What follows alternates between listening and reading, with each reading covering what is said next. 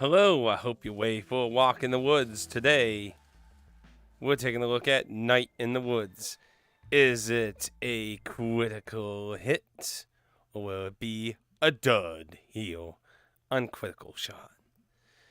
Night in the Woods is not really a point-and-click game, but not so much a walking simulator game. It's kind of a weird in-between, because it doesn't have a whole lot of actual gameplay other than the social aspect of exploring the town and talking to people. But it does have segments of interaction here and there in some of the hangout situations with your friends in the game. But I'm getting a little ahead of myself. Night in the Woods is about a character named May, who is returning from college to their hometown, to their family home. And essentially the game is the majority of your day-to-day life coming back from college and dealing with May's problems. So it's a very story-focused game. So you're not going to find a lot of gameplay in it.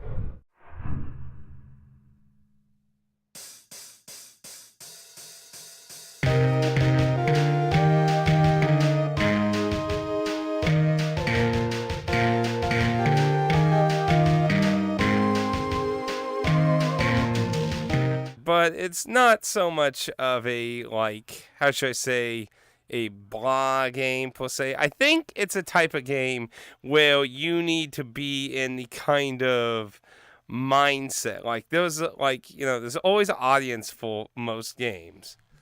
And I feel like the kind of audience for this is the type of people who've went through college or hard educational type programs for that.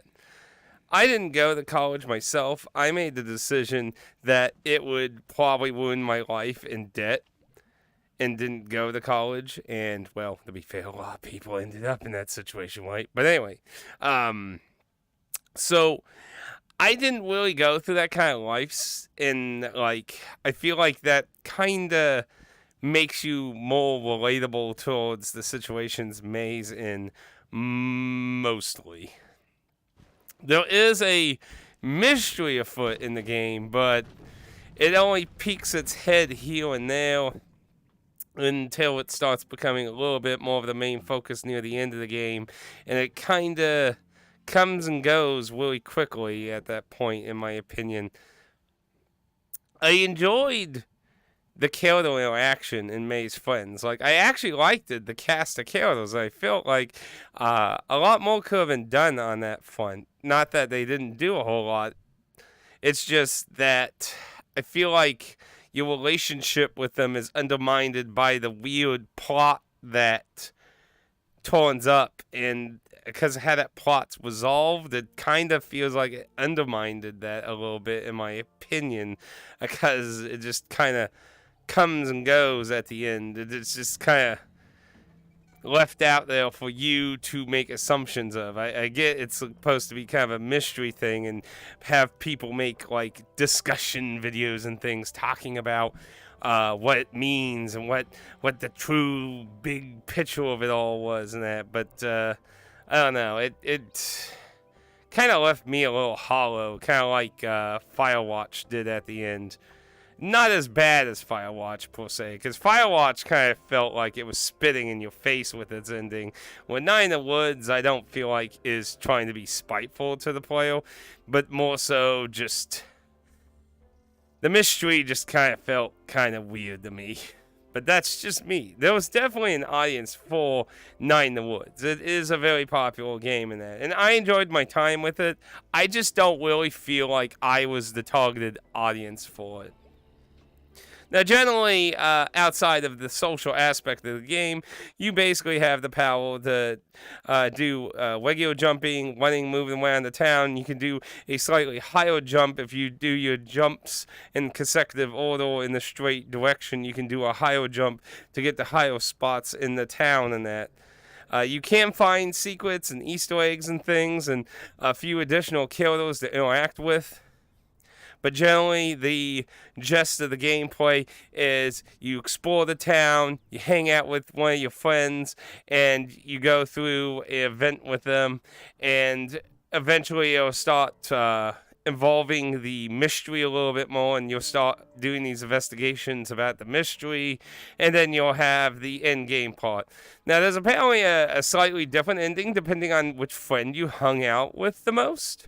So there's 2 alternate endings, so you can get a slightly different ending depending on that, but otherwise the main gist of the ending is the same. So it's just a minor difference depending on who you hung out with the most out of 2 of your main friends.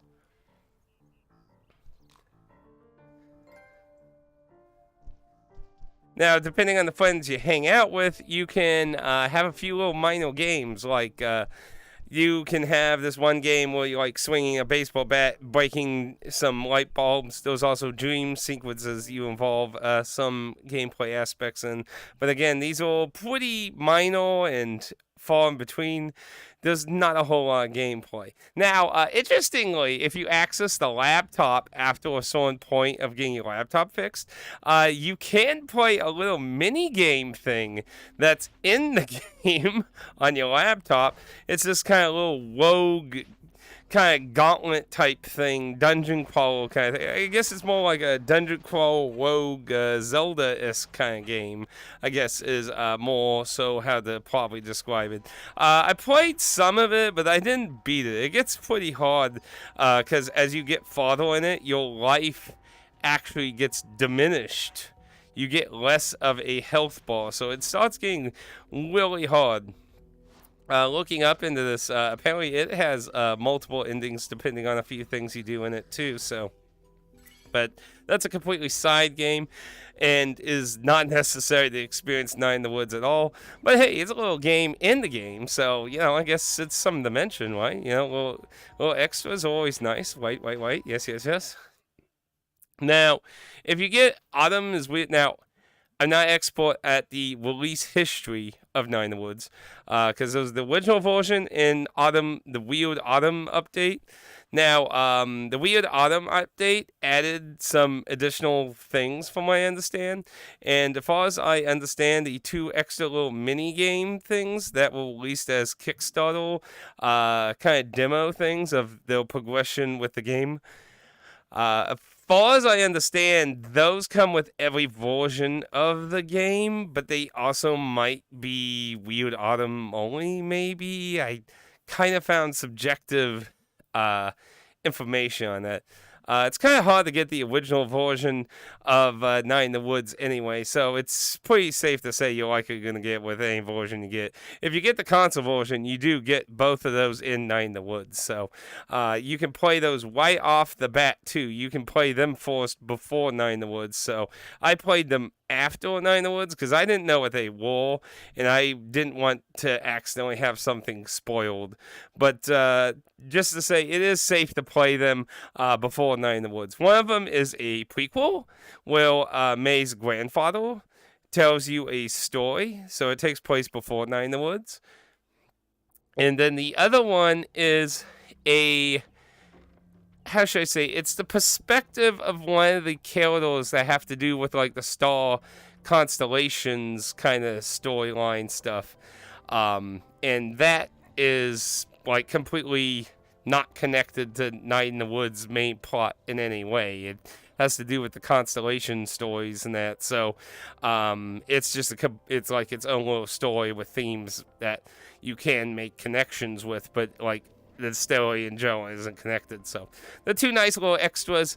Those kind of things usually fall through the cracks. I mean, look at stuff like Dead Rising 2's little prequel story. It's still exclusive to the 360 store. I think you can backwards compatibility on modern Xboxes, but I mean, it's digital only. It's never like been brought forth in a collection or anything. Like when they brought Dead Rising 2 to the PS4, it was an excellent time to bring that prequel story and Case West and stuff into the modern in a physical collection. They passed up on that, and it's probably going to fall through the cracks, sadly, as we go forward in the game. So it was really nice for them to include that kind of thing, especially on the console edition, which is something they could have easily skipped. So honestly, I appreciate that kind of thing for the completionist experience of it.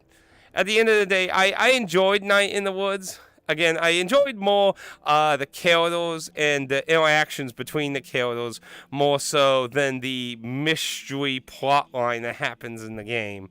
So, if you have experience with the college life or higher educational type life, you might find Night in the Woods more interesting for you. But like I said, I didn't get to experience that kind of life. And I don't relate so much. It's not that I don't feel empathy for me. It's just I don't have those experiences to really relate to, if that makes sense. Night in the Woods, though, I don't think is a dud. I think it's a pretty decent game. It's just you need to be the right the right audience for it. Now, if you want Night in the Woods physically for console, on the upside, it's not super expensive, but it is a little bit more than when it first came out. It's about $50 to $60 online used. So, yeah, you're still going to pay a little bit of a penny. Honestly, the game is available on GOG, DRM free, for $20, $19.99. So, I would definitely recommend that if you're not too concerned about owning it physically, or of course if you're not concerned about DRM free, you can always get it on Steam as well. Of course it's on Steam, but those are your options in that regard. I can recommend it if you feel like you would be the audience, but in general, I think if you're not, you might have a bit more if your time. But those are my thoughts on Night in the Woods. I would say it's worth a try, in my opinion. I definitely don't think it's a dud by any means. And it's not super expensive by any means either. And of course, you can always wait for deals if you want to wait for a deal for the game. So, those are my thoughts. Have a delightful time. Let's roll the dice one more time.